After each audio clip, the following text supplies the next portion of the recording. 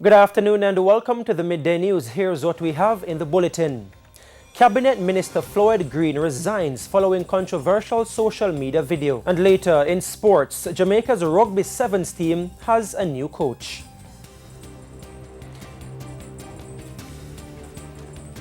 I'm Giovanni Dennis and here are the details.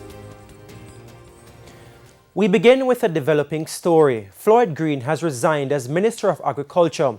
This comes just hours after a video surfaced with him attending a gathering, presumably on a no-movement day, in breach of COVID-19 protocols. Mr. Green said he met this morning with Prime Minister Andrew Holness and indicated that he will withdraw from the cabinet. In a statement, Mr. Green said, "No matter how briefly and regardless of the circumstances, I should never have participated in any engagement that could indicate a lack of appreciation of the difficult and serious realities that now face the entire country." He said, "My actions have demonstrated a lack of sensitivity for the difficult realities that all of us are facing currently."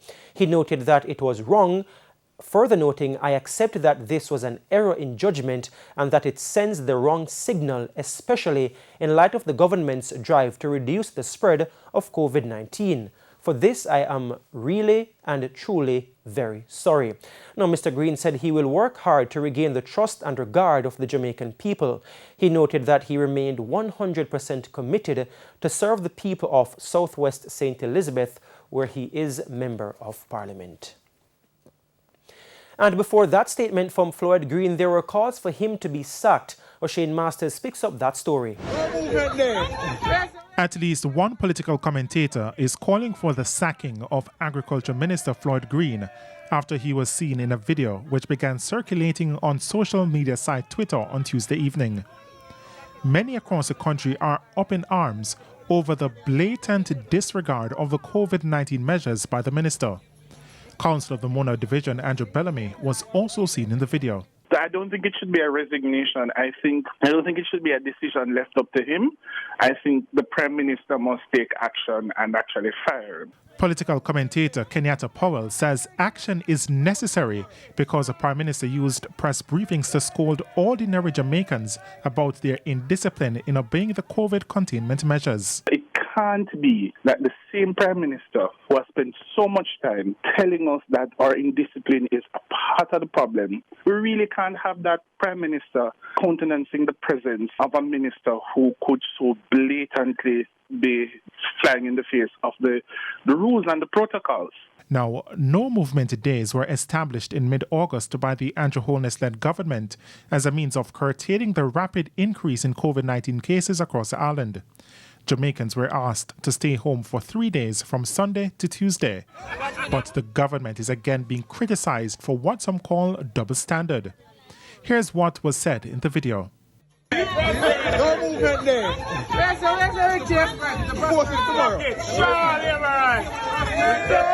As for political commentator Carol Narcisse, Mr. Green should issue an explanation. Too many hours have passed already without an explanation from Minister Green. And I think that today cannot pass without him saying exactly when that video was shot and what he was thinking as he and his companions flouted the protocols. It is an extremely serious breach. Consistency is a basic requirement of leadership. If you are not able to deliver on that requirement, you cannot be in leadership. In the video, one of the attendees could be heard saying, and I quote, "Uno can stay the show of labor rights like uno no see what we are do." End quote. Efforts to get Mr. Green and Councillor for the Mona Division, Andrew Bellamy, have been futile. O'Shane Masters, TVJ News. Now, our senior reporter Dion Jackson Milano joins us live for a reaction. Dion, this is indeed a major development. The video was shared sometime after 8:30 last night on a social media site Twitter, and before midday today, Floyd Green has resigned. Your thoughts? Some might say it was inevitable. When that video went viral, there was a lot of outrage, especially given all the calls the Prime Minister has made for personal responsibility. And we've seen what has happened in other countries. In New Zealand last year, a minister had to resign after breaking rules and taking his family to the beach. We saw in the UK, the health minister had to resign after photographs of him surfaced supposedly breaking social distance rules and kissing an aide in the office of the Minister of Health, of the Ministry of Health. Now, the issue of responsibility within the Westminster system, some variant of which we practice in Jamaica, has always called for ministers to resign either due to personal wrongdoing or due to wrongdoing within their department. So, for instance, we saw in 2018, it was when Andrew Wheatley resigned as Science and Technology Minister because of concerns of mismanagement at Petrojam. 2019, Royal Reid went both as Cabinet Minister, Education Minister, and also as a Senator, following concerns about what was happening at the Caribbean Maritime University. So the calls had already been mounting, and this step by Floyd Green might have been seen as inevitable. Well, he's seen and indeed marketed as a politician for the future, young and different. We've seen in the UK that you've mentioned, for example, Amber Rudd in April 2018. She resigned as Home Secretary over her handling of the Windrush scandal. By November 2018, she returned as Home and Pensions Secretary. Should we expect something similar with Floyd Green? I absolutely would expect that. Floyd Green, I think one of the reactions that a lot of people have is disappointment, precisely because he was seen as a rising star who hasn't so far put a single foot wrong. He was elected in 2016, then one of the youngest MPs at age 34, and he said on his Facebook page at the time, if more young people step forward to show we can have a different kind of politics, it would all go well for Jamaica. It's been customary that sometimes, as we say in Jamaica, you put people out of grass for a little bit, and then when they've served their time, when they're suitably penitent, when the public has forgiven them, then they're brought back. I would certainly expect to see that with Floyd Green. And certainly we will indeed continue tracking this story, and we will have more in primetime news at 7. To other news now, Health Minister Dr. Christopher Tufton has responded to complaints about poor planning at vaccination sites across the island. This follows complaints about confusion at some sites in St. Thomas and St. Anne yesterday. Codian Barrett reports. Chaos at several vaccination blitz sites across the island yesterday. There was a similar situation at the National Arena a few weeks ago.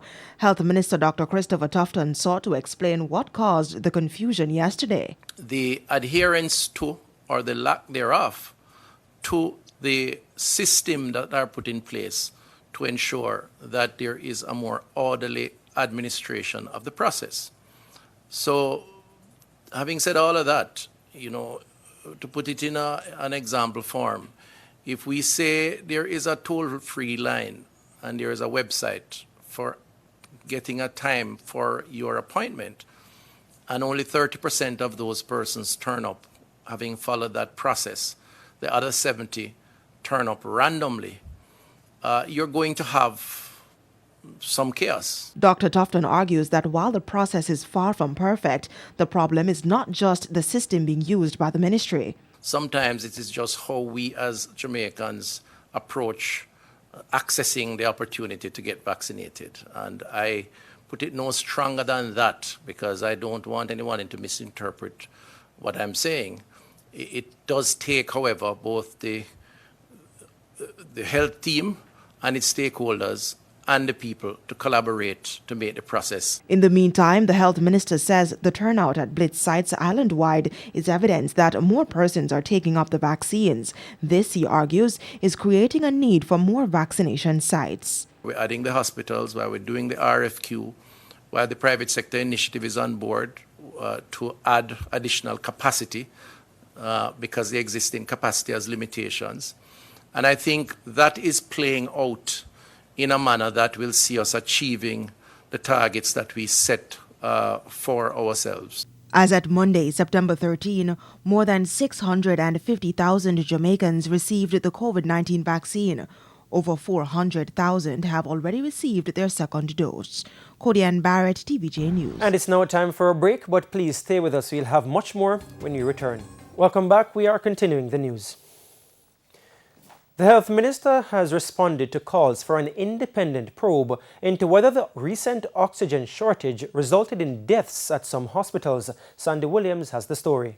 Last week, the Ministry of Health said it was collecting more data to find out whether the shortage of medical oxygen between August 27 and 28 caused deaths at some public hospitals.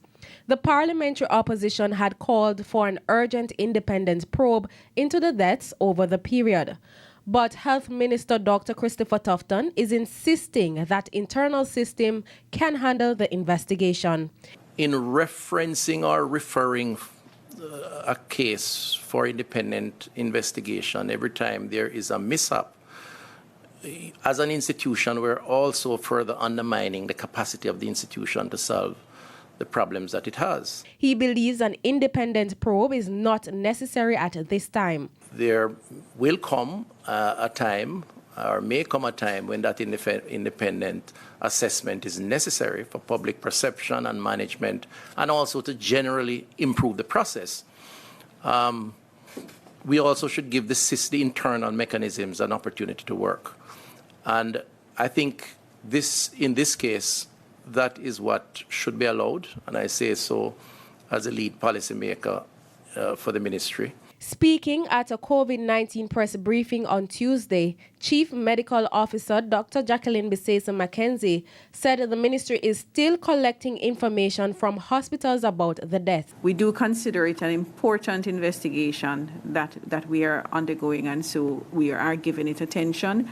And as soon as we have the information available, we will provide it to the public. Sandy Williams, TVJ News. Hospitalization from COVID-19 is slowly trending down. This as 760 people are now hospitalized with the virus. That's 45 persons less than Monday's 805. 53 patients remain critically ill, while 124 are severely ill. There are 25,404 active cases on the island. 510 new cases were recorded from 1,092 tests. The country's case count now stands at 77,497. The positivity rate is 43.4%. Now, according to the Ministry of Health, COVID-19 has claimed 21 more lives in Jamaica, pushing the death toll to 1,757. The deaths occurred between August 30 and September 13, 2021. 4 of the deaths were previously under investigation. The Ministry of Health is raising concerns about the advice some medical practitioners are giving for home-based treatment for COVID-19 patients.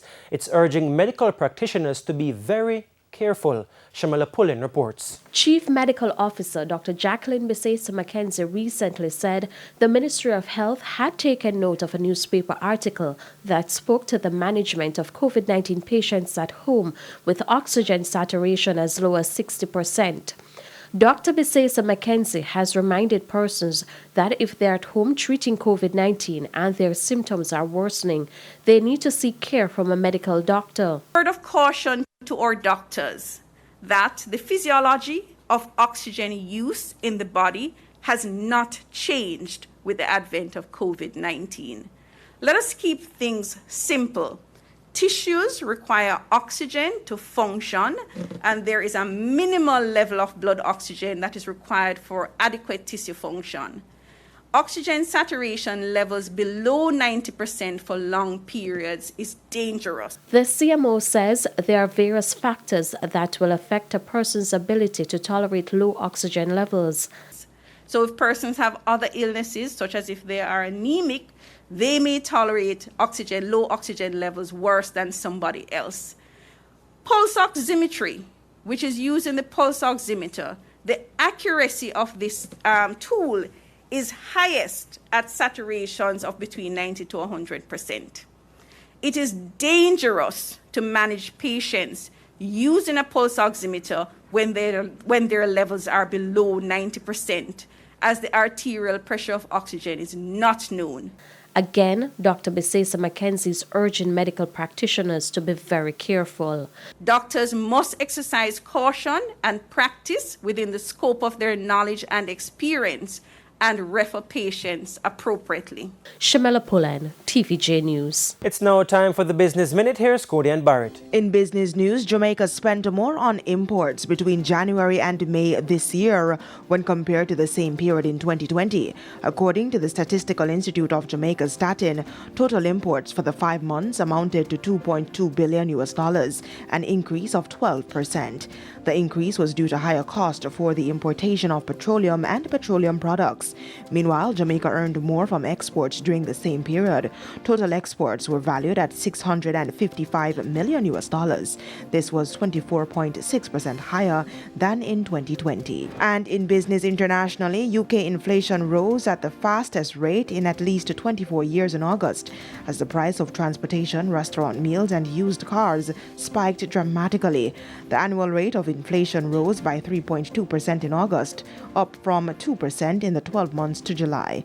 The month-on-month increase is the largest recorded since Britain's Office for National Statistics began keeping records in January 1997. And that's it for the Business Minute. I'm Cody Ann Barrett. It's now time for a preview of what's coming up in this evening's Health Report. In this evening's Health Report, we look at the new variant of COVID-19. Persons should be concerned to the extent that it can lead to infections. It can lead to severe infections that may land them in hospital or even death.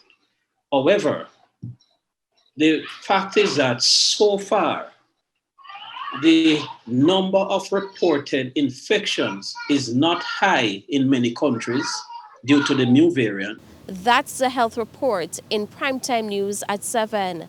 And now for today's Healthy Living tip. Maintain a safe distance from others, even if they don't appear to be sick. Wear a mask in public, especially indoors or when physically distancing is not possible. Choose open, well-ventilated spaces over closed ones.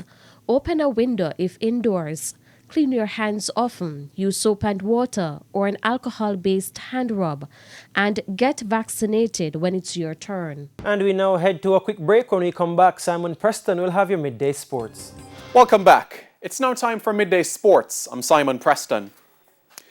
The Jamaica Rugby Football Union have appointed rugby legend Waisale Serevi as head coach of the Crocs for the rest of the year. The 53-year-old Serevi brings a wealth of experience from his time as a player and as a coach. To this day, he is referred to as the King of Sevens after a 14-year career which comprised a World Cup title in 1997. He's also the only man to win the Rugby Sevens World Cup as a player and as a coach, as he guided Fiji to the title in 2005. Serevi's first assignment for the Crocs will be in the World Rugby Sevens series this weekend in Vancouver, Canada. Chairman of the Jamaica Rugby Football Union, Jer Benswick, reacted to the appointment of Serevi. It shows the artistry and the remarkable ability of our Sevens director, Mr. Bruce Martin, who was able to have Mr. Serevi for us. It's an honor to have him. We are excited of the knowledge that he has, his style of play, and just how he impacts rugby is great for our boys and our team. And it's a booster for our management staff to show that, we are doing the right thing. The Jamaicans will face Great Britain, Ireland and Hong Kong in the first leg of the Sevens circuit this weekend.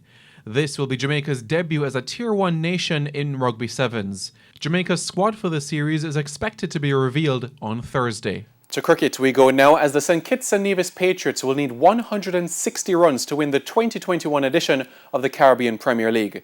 The St Lucia Kings posted 159 for 7 off their 20 overs. Rakeem Cornwall and Roston Chase top scored with 43 runs each for the Kings. At sports time, the Patriots had reached 26 for 2 after 4 overs. Chris Gale was dismissed for a duck. The winner of today's contest will be winning the CPL for the first time. Across the Atlantic we go now, as last season's beaten finalist Manchester City will host German side RB Leipzig in Group A action of the UEFA Champions League this afternoon. Kickoff is at 2 o'clock Jamaica time. In other 2 p.m. fixtures, Liverpool will face AC Milan in a repeat of the 2005 final. Inter Milan battles Real Madrid, Atletico Madrid battles FC Porto, while PSG plays Club Brugge. Sporting Lisbon and Ajax will also kick off at 2 o'clock. And that is it for your Midday Sports Report. I'm Simon Preston. Giovanni, it is over to you. Thanks so much, Simon. And just before we go, a reminder of our top story, Floyd Green has resigned as Minister of Agriculture. Now, his resignation comes just hours after a video surfaced with him attending a gathering, presumably on a no-movement day in breach of COVID-19 protocols.